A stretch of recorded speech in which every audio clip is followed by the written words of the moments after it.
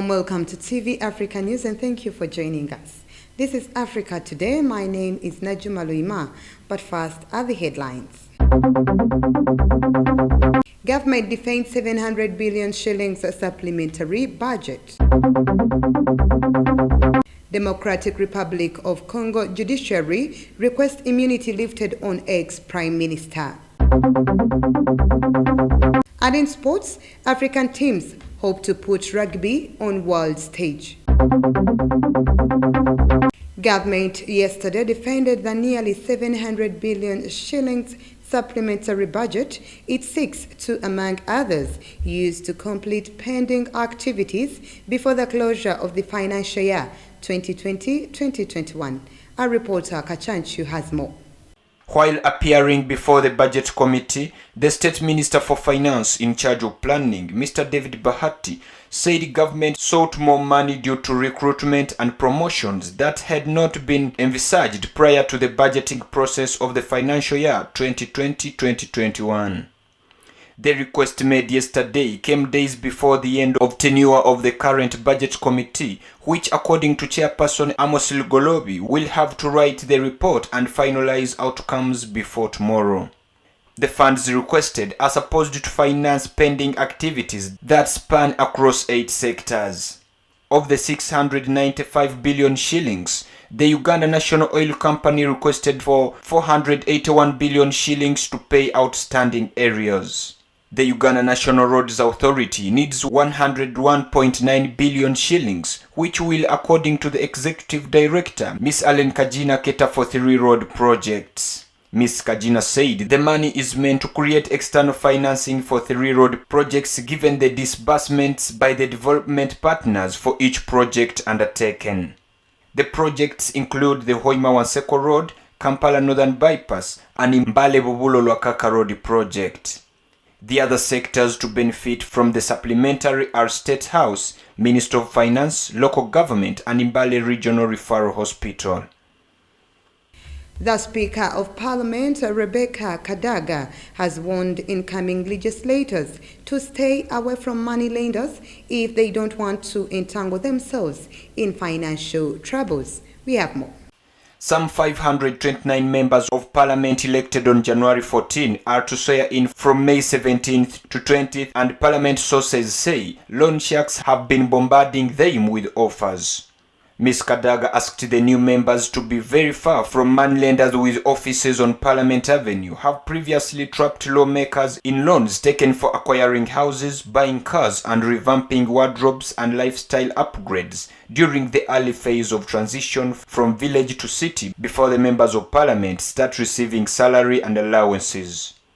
As a result, many members of Parliament, according to record of the House, take home no shillings because all their financial earnings are deducted to repay loans or in pension contributions. The Speaker discouraged the members of Parliament elect from overburdening themselves with constituency responsibilities. Ms. Kadaga advised members of Parliament elect to lobby from government to do work within their respective constituencies instead of hamohagging their resources. Away from that, government through the Ministry of ICT will continue supporting the young Ugandan startups through setting up regional ICT hubs as a move to fight unemployment in the country. Nalugo reports. The National ICT Initiative Support Program was established in 2018 to tackle challenges faced by Ugandan ICT innovators in breaking through the local and international market. National ICT Initiative Support Program aimed to promote the development of an ecosystem and marketplace for ICT innovation for creative digital goods from Uganda. Using innovations in digital technology and results-based programming, it supports government and its partners to build sustainable and scalable programs that increase the quality and coverage of basic services.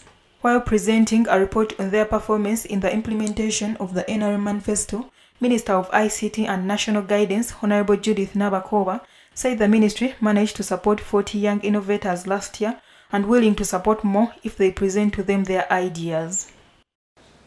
We almost get about 18 billion annually to support the young innovators. It is that same fund that has been used to support our universities, to create hubs for innovation, but also the private hubs, to have an opportunity where young people can go and develop solutions that can address our challenges in the country. Last year, we managed to support about 40, but ever since the beginning of the program, about 130 young innovators have been supported. Although taxes on internet cannot be avoided, the ministry has plans of expanding innovation to have more users to reduce on the taxes by users. So by having the NBI on board and UDAP project on board, definitely the cost will go a little bit low, but we are also happy to note that OTT was scrapped and instead another tax was introduced by Ministry of Finance. So what we are looking up to as a ministry is to make sure that we expand the infrastructure to have more users on the service, and we believe that if there are many users, the cost of internet will go down, but also most of these taxes may not be felt along the way, since there will be a shared cost by the growing population.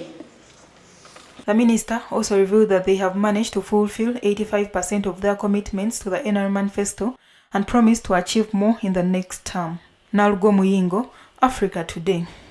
Let's go for a very short break. We will be right back.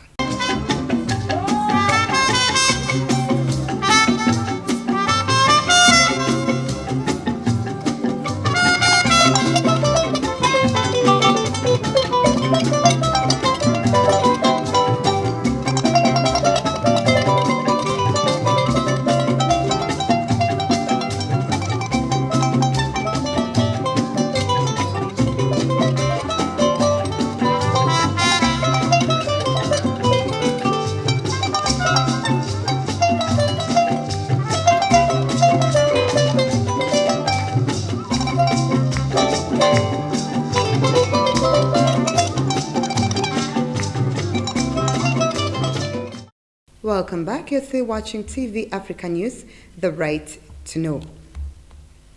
The Congolese judiciary has requested the lifting of parliamentary immunity on former Prime Minister Augustin Matata Ponyo, who has been implicated in a case of embezzlement of public funds. A senior magistrate of the prosecutor's office near the Court of Cassation told journalists on Monday that there are serious indications of Ponyo's involvement in the embezzlement of funds intended for the agro-industrial park located 250 kilometers southeast of Kinshasa. Ponyo, who was PM of the DR Congo between 2012 and 2016, said during a press conference that he was not afraid of anything and was ready to appear before justice. In November, the General Inspectorate of Finance concluded in a report that $205 million of the $285 million disbursed by the Treasury for a pilot agro-industrial park project in the locality of Bukanga-Lonzo had been misappropriated. To be validated, the lifting of his parliamentary immunity must still be voted in plenary. South African President Cyril Ramaphosa announced on Monday that the African National Congress, South Africa's ruling party, has appointed a new Secretary General, Jesse Dante, after AC Magashule was suspended on Thursday on corruption charges. Last week, Elias Magashule, nicknamed Ek, aged 61, who was given a 30-day ultimatum to step down after being accused of misappropriating public funds while serving as Premier of the Free State, one of South Africa's 9 provinces, was suspended after refusing to resign. At the end of the 3 ANC meeting, Cyril Ramaphosa announced that Jesse Dante, Deputy Secretary General since 2012, will, in accordance with the ANC Constitution, perform the functions assigned to the Secretary General. Embroiled in corruption scandals for several years, Nelson Mandela's ANC is seeking to regain its virginity in the eyes of disgusted voters. Currently out of bail, Ek will be tried in August along with some 15 core accused. Moving on, swarms of granivorous birds from the Lake Chad area are wreaking havoc in the millet fields of Longone and Chari in the far north of Cameroon. Let's take a look. According to statistics from Cooperation France Cameroon, sorghum or millet occupies 50% of the cultivatable area in the far north of Cameroon, making it the region's main crop and food staple. Madame Oumul, the coordinator of ASEFA's Far North program, said that low production affects the supply available on the market. Some producers such as Abba Masanga, known as Great Millet Farmer in Waza, have spent their days chasing these birds from their plots with their families. The passage of migratory birds will have an adverse effect not only on the harvest and sales, but on the food supply of millions of people, leading to an unprecedented food crisis. Away from that, several hundred more migrants reached a tiny Italian island before dawn on Monday, swelling to more than 2,100, the number of arrivals in some 24 hours. Italian media reported 4 boats arrived at Lampedusa Island after being escorted the last miles to Port Ali on Monday by Italian Coast Guard or police vessels. The 635 latest arrivals followed more than 1,400 who arrived on Sunday. Media reports said many people slept on mattresses outdoors after Lampedusa's migrant housing center, which had been empty until Sunday, had filled up. Hundreds more were being transferred to an unused passenger ferry offshore for quarantine until they can be tested for COVID-19. Several years ago, a few thousand migrants rescued at sea arrived in one day, as more than 100,000 people in some years were plucked to safety from unseaworthy boats by military vessels, charity ships, or cargo vessels. Let's once again take a very quick short break. We will be right back.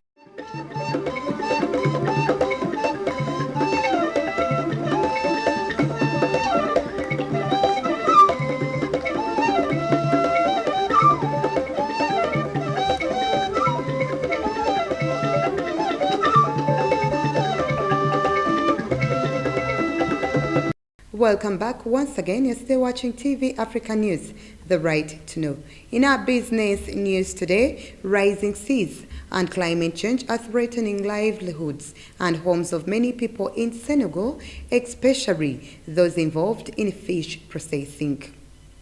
Like generations of women, Ndeye Yasin Dieng, who has been entirely depending on ocean for survival, helps to support her family in the small community of Bagni by drying, smoking, salting and fermenting the catch brought home by male villagers. But when the COVID-19 pandemic struck, boats that once took as many as 50 men out to the sea carried only a few because many residents were too terrified to leave home, let alone fish, but for fear of catching the virus. When local women managed to get their hands on fish to process, they lacked buyers as markets shut down and neighboring countries closed borders. Without savings, many families went from 3 daily meals to 1 or 2. Last month, the first true fishing season since the pandemic kicked off, bringing renewed hope to processors, their families and the village. In Senegal, fish accounts for more than half of protein eaten by its 6 million residents, key for food security.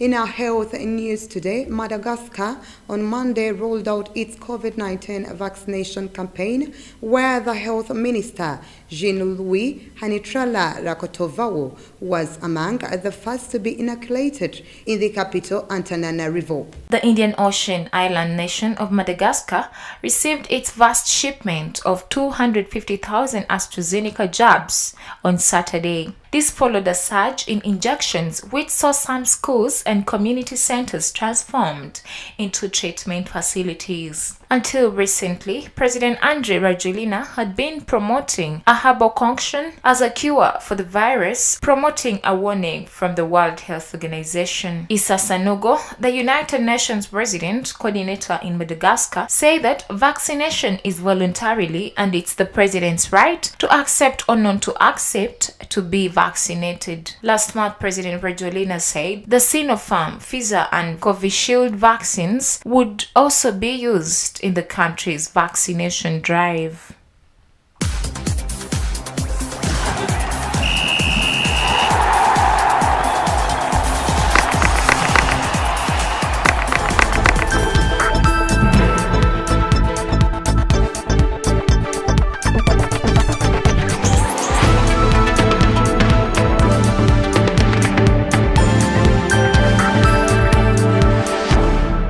In our sports news today, African teams are coming together in hopes of ramping up support for African rugby at the world stage after South Africa and Kenya being the only African teams to have qualified for the Olympic Games in the men's category. Our reporter Katende has more. Uganda and Zimbabwe stand a chance through the Olympic Repechage, which is isolated for Morocco on June 19th and 20th. Uganda's 7th coach, Tolbert Onyango, said that it has been a brilliant weekend for Rugby Africa-wise, where teams have come out with a brand of positivity picked up from the first 2 days and still a lot of work to do.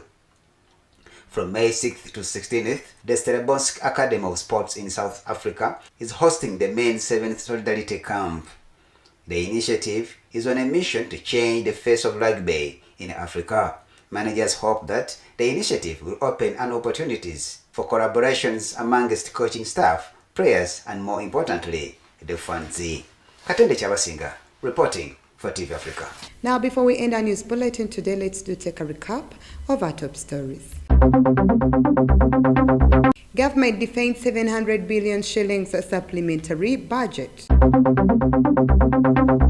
Democratic Republic of Congo Judiciary requests immunity lifted on ex-Prime Minister. And in sports, African teams hope to put rugby on world stage. That was the news. Thank you for always keeping it TV Africa. Please do stay tuned. More programming coming your way.